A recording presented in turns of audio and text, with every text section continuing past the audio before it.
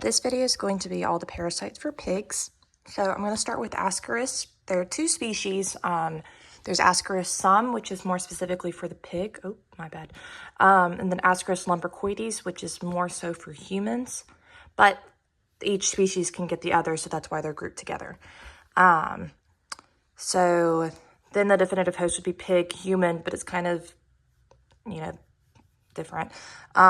There's no intermediate host, so that's why the life cycle is direct. And then the paratenic host can be an earthworm.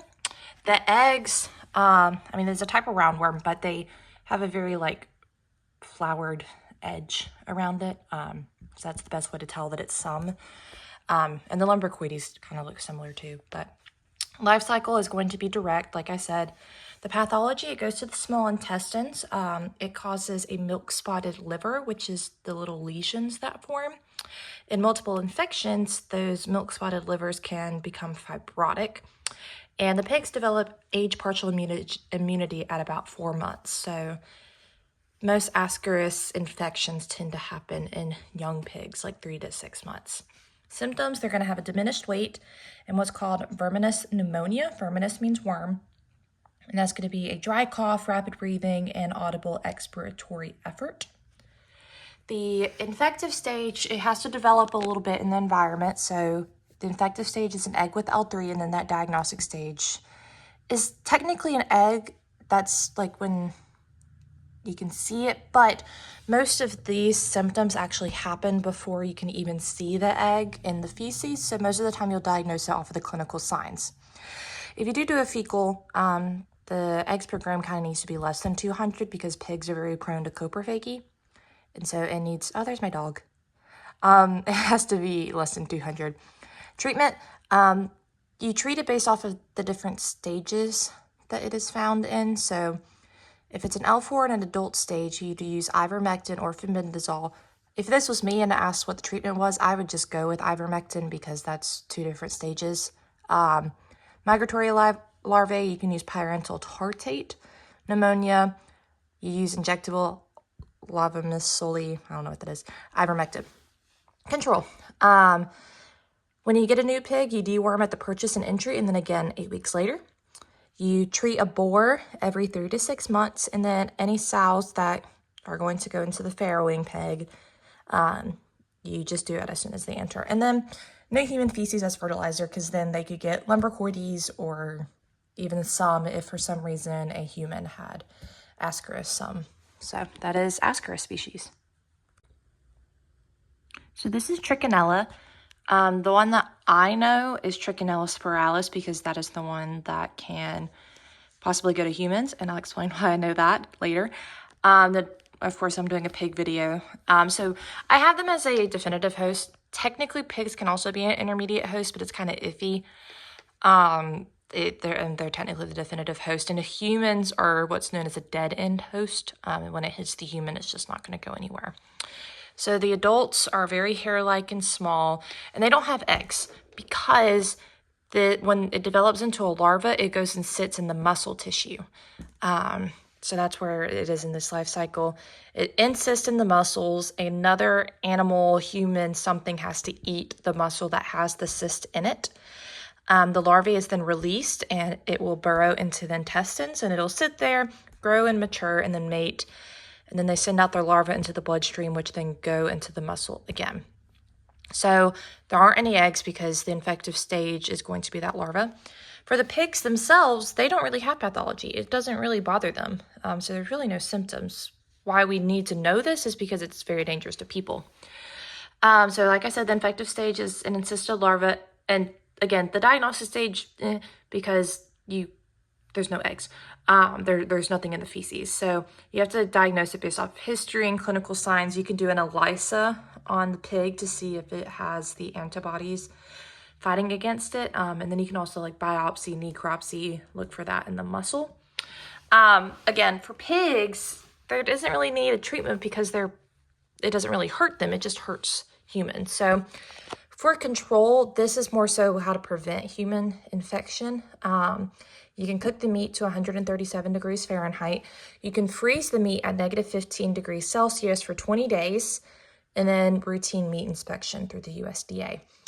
Zoonotic. Yes, it is very zoonotic. You get it from undercooked pork, and it is very potentially fatal. So this species, if you've ever been to Full Moon Barbecue in Auburn, I refuse to eat there ever again. I went there and had a ton of pork, and then I threw up 14 times in a night. I actually went and I had to get tested for trichinella from them because they were under investigation from the state health board.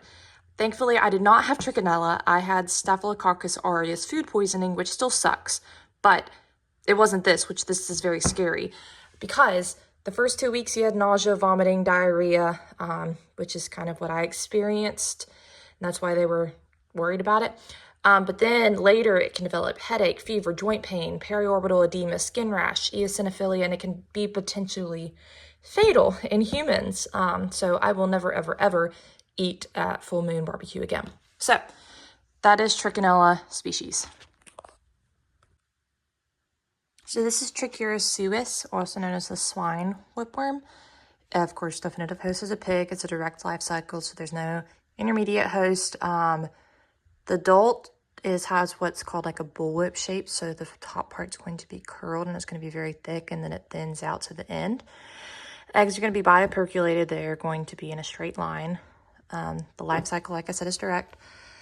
Didn't really talk about pathology, but I mean, the adults live in the lower GI. That's why there's going to be GI symptoms. Diarrhea, it's going to be very watery. They're not absorbing very well. Mucoidy, so it has mucus in it, some fresh blood. Poor weight gain. Infective and definitive diagnostic are going to be the same right there. Diagnosis, so whipworm eggs are just known to be heavy. So really any kind of whipworm, you're going to use sheathers in a centrifugal. And you can also find the adults in the lower GI if you do a necropsy. Treatment is going to be fenbendazole. Control, sanitation, don't house them on soil because that's going to encourage these eggs to live and whatever. Zoonosis, no. Okay, so this one is Osteophagostomum dentatum, which is also known as the nodular worm of pigs. This is a direct life cycle, so definitive host is just going to be a pig.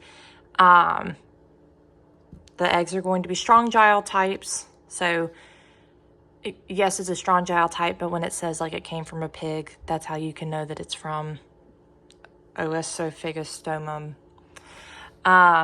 Pathology, for them to have like symptoms or to really have damage from it, they have to have what's called a heavy worm burden. That's what I learned in my human parasitology class, which means that they have a lot of worms. It can have catarrhal enteritis, which is why if they're young, they can have scouring. And it's technically more prevalent in adults because the adults don't have as many symptoms, so they don't get treated, they don't get diagnosed.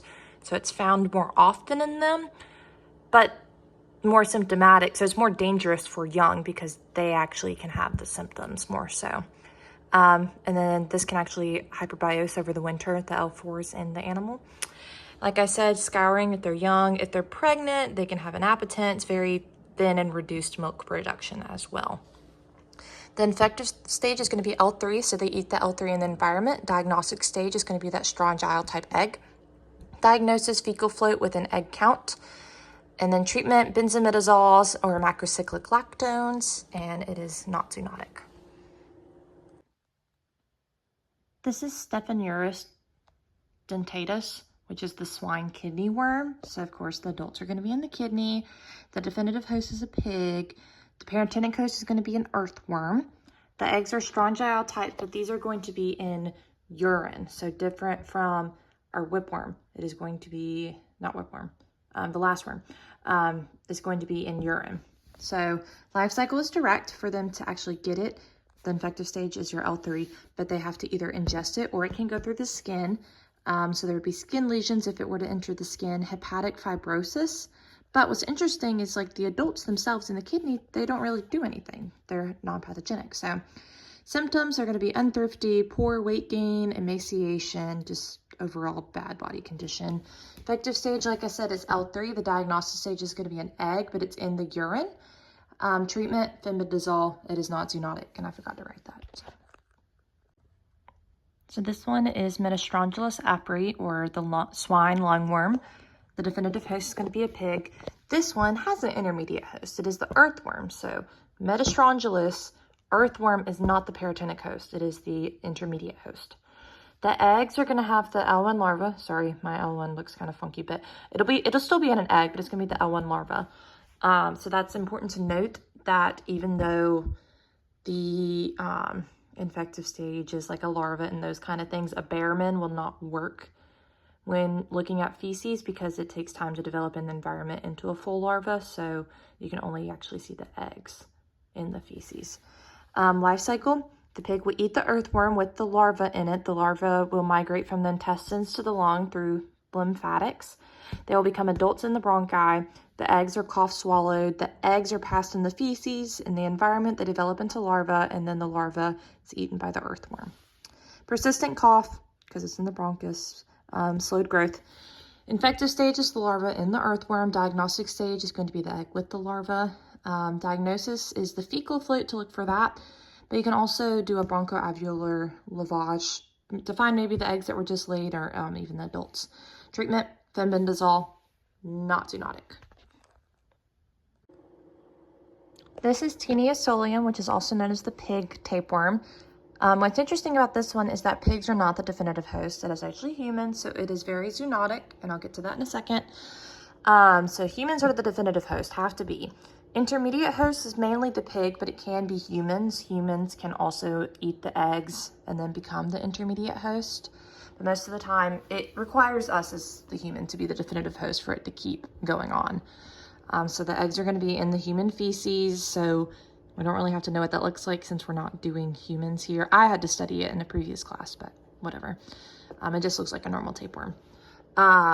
So life cycle, the human feces has the eggs in it. The pig eats the human feces. The egg develops into the cysticercus in the small intestines. Once it develops, it will then travel into muscle, and then in cystin, it'll just sit there. So then the human has to eat the cysticercus in the muscle for it to become infected. Pathology, it forms like a measly pork look. That's the only way that we can tell if a pig is infected. It doesn't affect the pigs, doesn't hurt them. Again, they get infected by eating the egg. The diagnostic stage is technically the cysticercus in the tissue, so that measly pork, but there's not an official diagnosis, like way to diagnose, and they don't treat it because they don't really hurt them.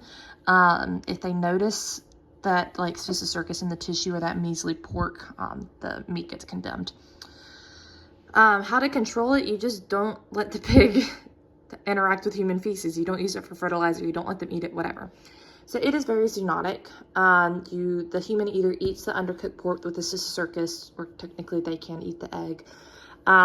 It will then move to the subcutaneous layers or the eyes or the brain. I have it pointed at the eyes, but it's actually with the brain. And it can cause, if it insists in the brains, it causes neurocysticercosis, which is what is so dangerous about Taenia solium. So eating undercooked pork leads to the development of cysticercus in any of these three regions. If it goes to the brain, it's neurocysticercosis, which is what is so scary. So that is Taenia solium, and that is our last pig worm.